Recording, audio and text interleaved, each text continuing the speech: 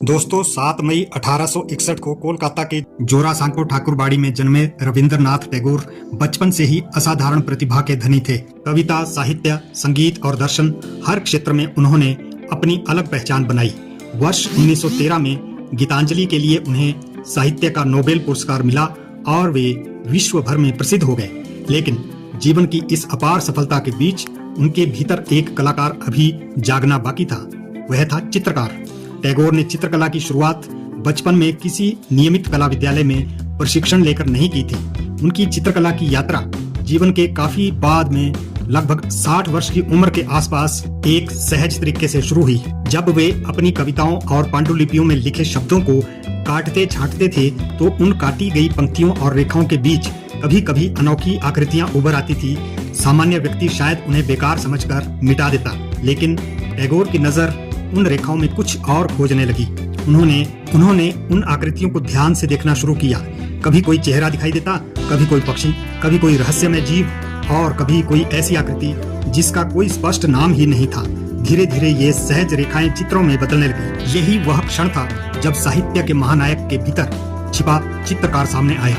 टैगोर ने चित्रकला सीखने के लिए किसी पारंपरिक कला विद्यालय में जाकर लंबा प्रशिक्षण नहीं लिया।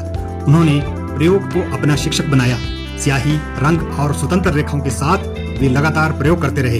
उनके चित्र किसी एक स्थापित शैली की नकल नहीं थे, बल्कि उनकी अपनी कल्पना और आंतरिक भावनाओं की अभिव्यक्ति थे। उनकी कला में रहस्यमयी चेहरे, पक्षी, जानवर और कलात्मक आकृतियां दिखाई देती हैं।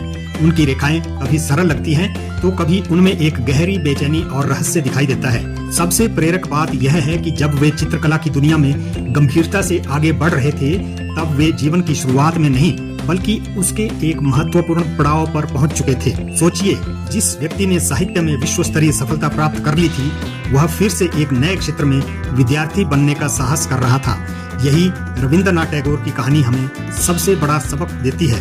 नई चीज सीखने के लिए उम्र कभी बाधा नहीं होती। हो सकता है हमारे भीतर कोई प्रतिभा वर्षों से छिपी रहे, लेकिन यदि जिज्ञासा जीवित है और हम प्रयोग करने का साहस रखते हैं, तो वह प्रतिभा जीवन के किसी भी पड़ाव पर सामने आ सकती है। टैगोर की चित्रकला हमें संदेश देती है, नई शुरुआत के लिए उम्र नहीं, उत्साह चाहिए।